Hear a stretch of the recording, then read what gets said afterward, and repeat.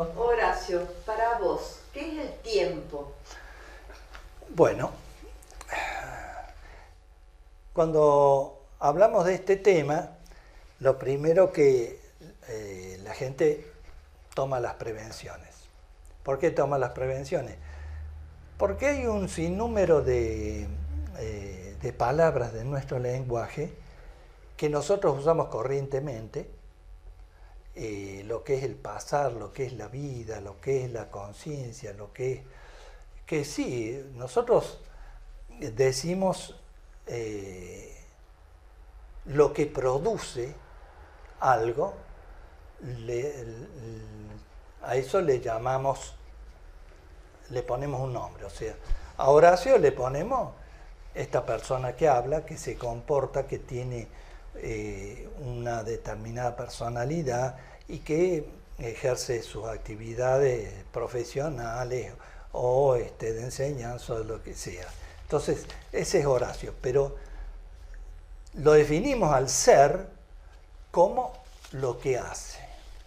Entonces, una limitación de la comprensión de muchos conceptos es que nosotros definimos el ser por lo que hace, pero no sabemos bien qué es el ser. Entonces, cuando hablamos del tiempo, hablamos como de muchos otros conceptos,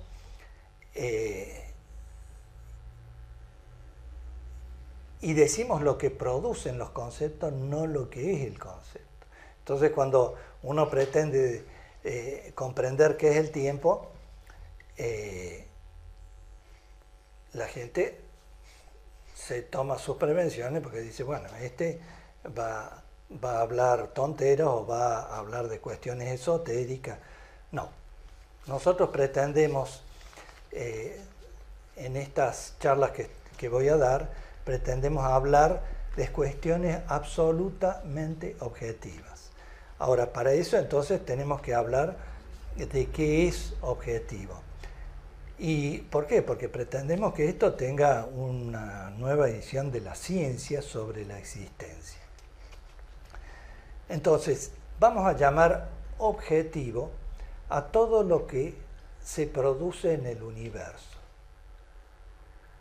Todo lo que existe tiene existencia manifestada en el universo. Primero, todo lo que tiene existencia en el universo tiene existencia objetiva. ¿Por qué? Porque se manifiesta dentro del universo.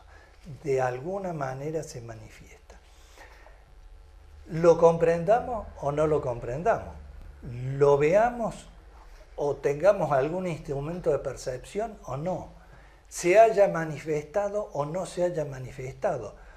Mi pensamiento, yo estoy expresándolo y tiene una existencia objetiva.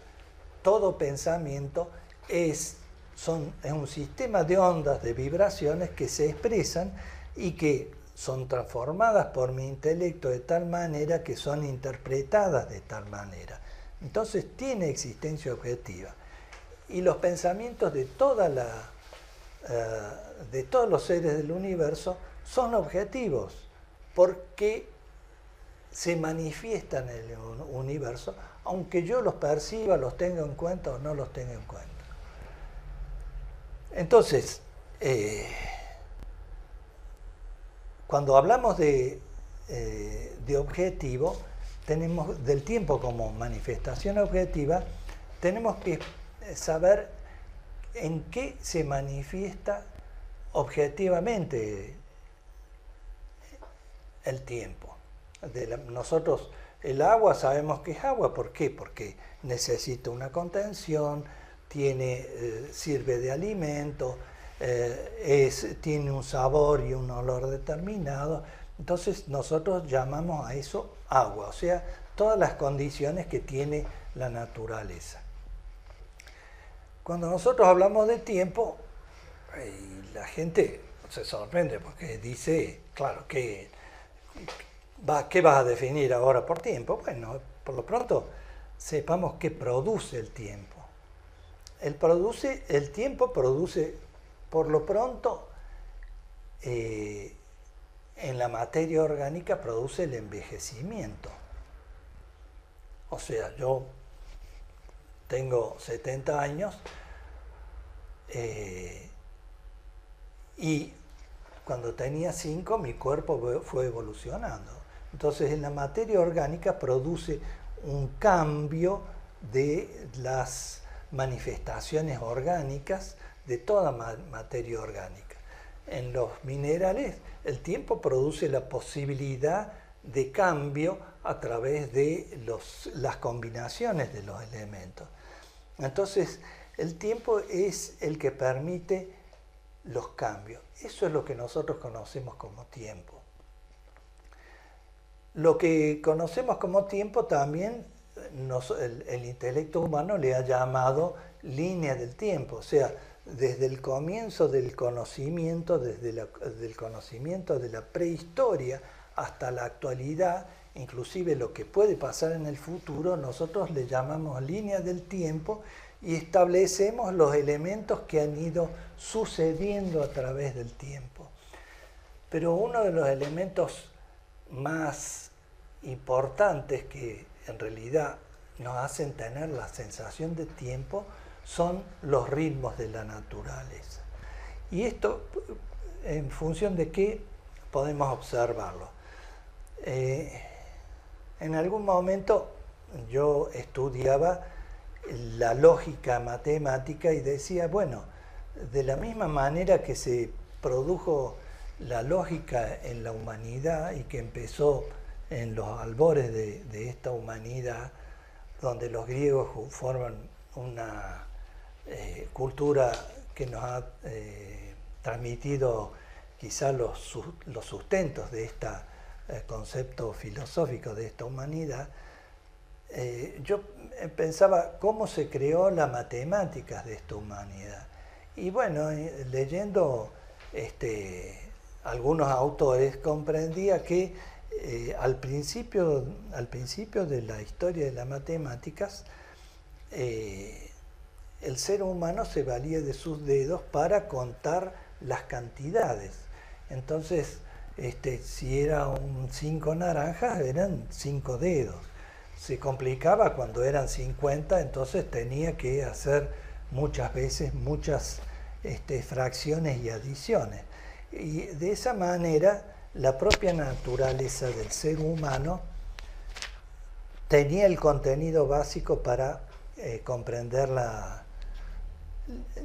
el inicio de lo que es las cuentas en el sistema de percepción de cantidades y razonamientos dentro del intelecto humano.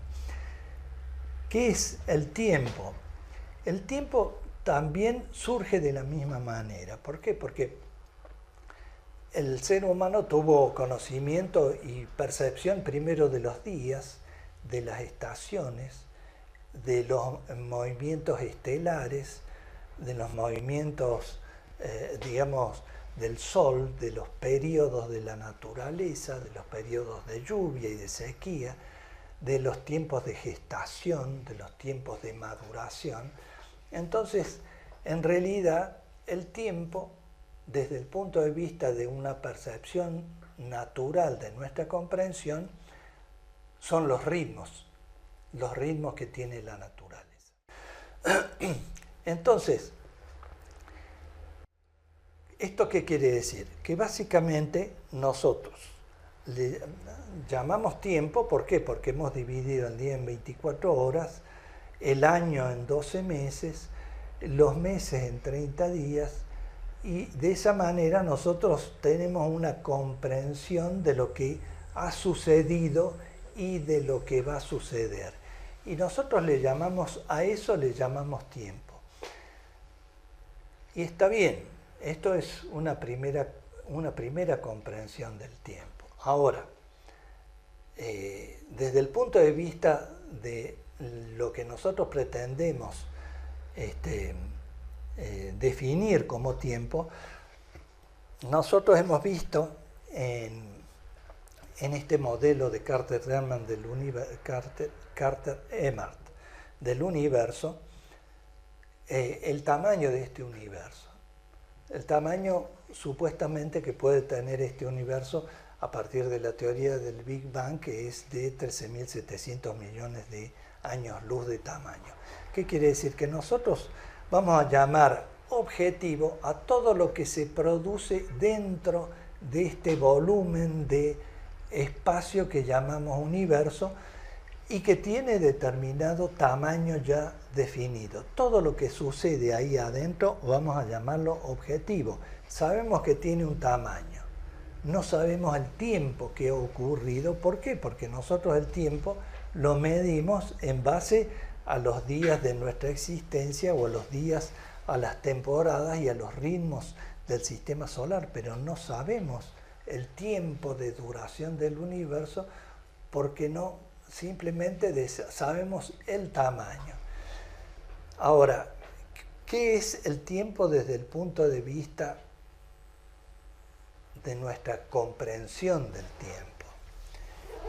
Para esto es necesario saber, de la misma manera que nosotros definimos el universo, que existe un tamaño del universo, de la misma manera nosotros sabemos que el tiempo es entre el instante o cero de tiempo y la eternidad. El cero tiempo no tiene existencia, porque si no existiera tiempo no tendríamos posibilidad de manifestar absolutamente nada. Y el infinito tampoco, la eternidad tampoco podemos manifestarla. Nosotros podemos de la misma manera hablar del cero y del infinito. El cero es la nada, pero la nada no tiene existencia. Si nosotros estamos acostumbrados a utilizar las cantidades referidas a sustancias o a elementos. Cuando decimos que hay 0 naranja, no hay naranja, pero no quiere decir nada. Podemos tener un cuarto de naranja, podemos tener una mitad de naranja o podemos tener 1.000 millones de naranjas, pero no podemos tener nada de naranja, porque nada de naranja no existe la naranja. Y no podemos tener infinitas naranjas porque si seguimos contando vamos a llegar a contar tantas naranjas como ceros podemos agregar, pero la existencia de infinitas naranjas no tiene existencia. De la misma manera, el tiempo tiene existencia objetiva. Objetiva quiere decir manifestable entre 0 e infinito. Pero el infinito es un límite que no está dentro del objetivo, está fuera del objetivo. De la misma manera que nosotros tenemos que el universo tiene un tamaño, que tiene el tamaño objetivo. ¿Por qué? Porque todo lo que está adentro del universo decimos que es mesurable. Entonces, el concepto que tiene, ¿cuál es el concepto que tiene el ser humano del tiempo? El concepto que tiene el ser humano del tiempo es lo que ha pasado y lo que va a pasar. Son los días, o las horas, o las actividades que yo tengo que hacer. Eso es el tiempo. Es la expresión material del tiempo. Pero no sabemos definir qué es el tiempo, y ahí es donde nosotros queremos llegar. El ser humano tiene un modelo del tiempo. Este modelo del tiempo es un concepto que es algo que existe, que tiene una existencia y de lo cual yo voy libando, voy como ordeñando, extrayendo la existencia mía, y todo lo que me circunda va tomando su propia existencia. Ese es el concepto elemental que tiene la existencia humana de la existencia del tiempo. Con esto que nosotros hemos hablado, ¿qué estamos diciendo? Estamos yendo a un concepto mucho más completo de lo que es el tiempo desde el punto de vista objetivo. Por lo pronto hemos dicho que llamamos tiempo a todo lo que tiene existencia dentro del universo, porque el universo tiene un tamaño que está siendo producido en este momento, se está produciendo permanentemente en todo el universo. Entonces, a eso que se está produciendo, nosotros decimos que está en el tiempo, pero no establecemos qué es el tiempo. Veamos cómo se manifiesta el tiempo como una dimensión. Si yo quiero establecer este punto en la habitación, yo digo que está a 1,20 m de este plano, a 1,30 m de aquel plano, a 2,20 m de aquel plano y a determinada dimensión del techo. Entonces yo puedo establecer un punto, pero ese punto no tiene una referencia, no tiene una dimensión, es simplemente un elemento estadístico, llamémosle, por el cual nosotros podemos determinar la existencia de este punto, pero no tiene existencia porque en la medida en que yo lo puedo ver, tiene una dimensión infinitesimal si queremos, o de medio milímetro, pero el medio milímetro ya tiene una dimensión perceptible. No es un punto o una dimensión. La dimensión yo la tengo cuando tengo dos puntos. Puedo establecer una línea, entonces entre A y B yo digo que hay una línea, pero esa línea no tiene espesor. Entonces todavía no es una dimensión perceptible. Si yo hago un plano, como si fuera este plano, entonces yo puedo decir que tiene dos dimensiones y que todavía no tiene existencia objetiva porque tiene que tener un espesor. En este caso, un papel tiene una mínima dimensión que permite hacerlo. ¿Qué quiere decir? Que tiene una tercera dimensión. Entonces nosotros decimos que este plano solo tiene existencia de 3 dimensiones cuando existe la tercera dimensión, o sea, que permite establecer el volumen del plano. Entonces decimos que este plano tiene una dimensión objetiva. Pero desde el punto de vista que nosotros definimos al tiempo, no tiene dimensión objetiva. ¿Por qué no tiene dimensión objetiva? ¿Por qué? Porque nuestros sentidos, solamente pueden percibir este volumen que yo he establecido si tiene una determinada duración de su manifestación. Entonces, si este plano está estable y es como este escritorio, que tiene una dimensión y sigue permaneciendo, entonces tiene una tercera dimensión que es el tiempo, o sea, esa cuarta dimensión de las 3 dimensiones hace que sea percibible por mis sentidos. Entonces, nosotros decimos que tiene existencia objetiva en este mundo objetivo si es percibible por algún sentido. Si nosotros, este plano se manifiesta 15 segundos, tiene una dimensión objetiva, por más que desaparezca después, porque se ha manifestado durante 15 segundos. Si tiene una dimensión de 1 segundo, todavía es percibible y tiene una existencia objetiva. Si tiene una milésima de segundo, mis sentidos no lo pueden percibir, porque no existe en mi interior un instrumento que permita verificar esa existencia. Puede ser que exista una milésima de segundo y va a seguir teniendo existencia objetiva, por más que yo no lo perciba, y podré diseñar un instrumento que me permita detectar que en determinado momento en esta habitación, durante 1 milésimo de segundo, existió este volumen. Pero si tiene 0 tiempo, o sea que nunca se manifestó, que eso es lo que expresa esto que estoy diciendo, si tiene 0, si no tiene la cuarta dimensión de tiempo, no tiene existencia objetiva. No existe, nunca existió.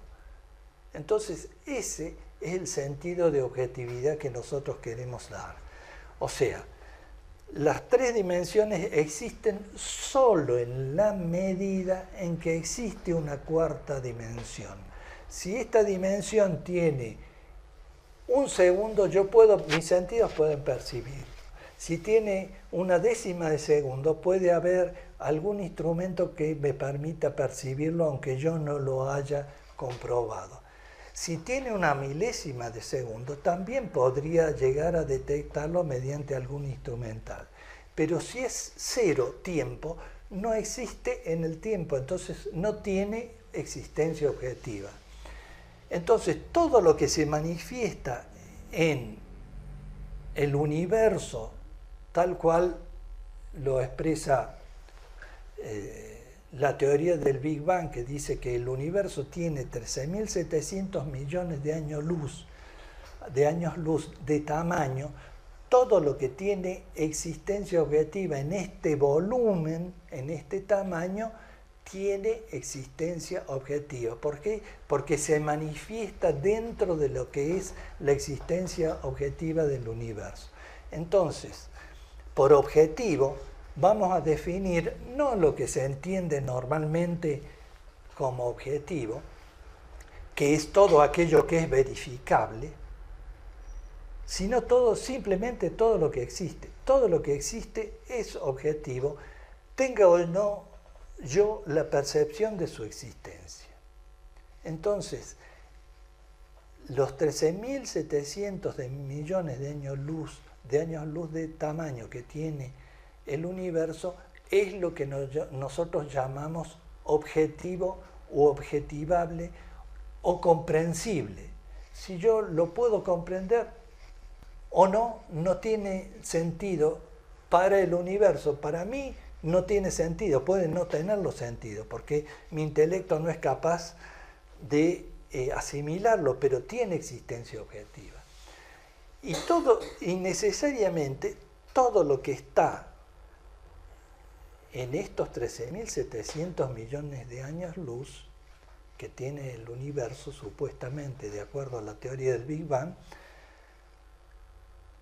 tiene que tener un marco referencial, porque si no tuviera un marco referencial, estaría en cero. Es decir, es como si yo quisiera definir este punto y no tuviera las paredes que me permiten verificar que existe este punto o dar una referencia objetiva de este punto. Entonces, lo que hace necesariamente objetivo el universo no es el universo en sí mismo, sino el marco de existencia de este universo, lo que está fuera de estos 13.700 millones de años luz. Lo que está fuera de cero o infinito es lo que nosotros vamos a llamar los principios, o sea, lo que permite la verificación de lo que está dentro de este universo. Lo que está afuera lo vamos a ir desarrollando posteriormente en otras conferencias, pero por lo pronto ahora solamente vamos a hablar en estas primeras conferencias de la primera, segunda, la tercera, la cuarta y la quinta dimensión, que son las dimensiones objetivas del universo, o sea, que son las que se manifiestan en el universo. Entonces, acá empezamos a tener una definición más clara de lo que es el tiempo. El tiempo es, en primer lugar, lo que está entre cero e infinito. Lo que está más allá de cero y más allá de infinito no forma parte del sistema objetivo de lo observable. Después vamos a ver cómo podemos llegar a acceder a lo que está fuera del universo observable, o que es lo mismo que lo que está fuera del ser humano. ¿Qué quiere decir esto? Desde el punto de vista que nosotros lo estamos viendo, ¿qué quiere decir? Cuando nosotros nos referimos a cualquier objeto, un papel, decimos que es papel, ¿por qué? Porque es un elemento básicamente fino, que es trasladable, que podemos escribir sobre él, que podemos agruparlos y formar libros, que pueden contener un contenido intelectual o un contenido abstracto que está además de la expresión física del papel, que se produce con celulosa o con cualquier otro material. Entonces, a esto le llamamos papel. Y le llamamos papel, pero no sabemos qué es papel.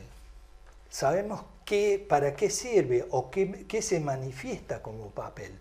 Pero qué es el papel, qué es la esencia del papel, no lo sabemos. Sabemos simplemente lo que describimos, la razón objetiva de la existencia que nosotros llamamos papel, pero qué es en sí mismo papel, no lo sabemos. De la misma manera que si el que está hablando es Horacio, y Horacio es un hombre de 73 años que es arquitecto, que tiene 3 hijos, que vive en la ciudad de Córdoba, de la República Argentina. Ese es Horacio. O sea, lo definimos por las características objetivas de la manifestación de Horacio. Pero no sabemos qué es Horacio. Horacio mismo no sabe lo que es, sabe lo que hace. Cada uno de nosotros nos describimos a nosotros mismos en función de lo que hacemos objetivamente, pero no en función de lo que somos. De la misma manera, el vidrio, la mesa, nosotros sabemos que una mesa es algo que sirve para apoyarse y para trabajar arriba, que nosotros usamos normalmente en nuestra vida para comer, para escribir, para sentar cosas, pero lo que es la esencia de la mesa no lo sabemos. Entonces, ¿qué es el tiempo? Nosotros sabemos lo que manifiesta el tiempo, de nuevo, y el tiempo, desde el punto de vista de nuestra existencia, el tiempo, nosotros la teoría que usamos, tenemos la teoría del tiempo, consideramos que el tiempo es algo que existe en el universo, de lo cual nosotros vamos librando nuestra existencia y nunca nos explicamos a nosotros mismos en qué consiste esto que vamos librando del universo. Nosotros le llamamos tiempo, pero lo que pretendemos definir es la característica objetiva del tiempo. Y entonces decimos que el tiempo es una sustancia que se expresa en la existencia manifestando o permitiendo la manifestación de la existencia objetiva. Eso es lo que llamamos tiempo. Y bueno, todo lo que existe dentro, digamos, el tiempo entonces es una dimensión de la naturaleza que permite su verificación. A eso le llamamos tiempo. Y esa es una dimensión. ¿Qué quiere decir una dimensión? Las dimensiones son aquellas manifestaciones de la realidad que permiten su verificación objetiva. A eso le llamamos tiempo. Ahora, hasta acá vamos a llegar con la definición de tiempo. Vamos a ver a posteriori la quinta dimensión, o sea, en qué consiste la quinta dimensión. La quinta dimensión es la conciencia. Vamos a hablar cómo se manifiesta la existencia para expresarse como un ser objetivo.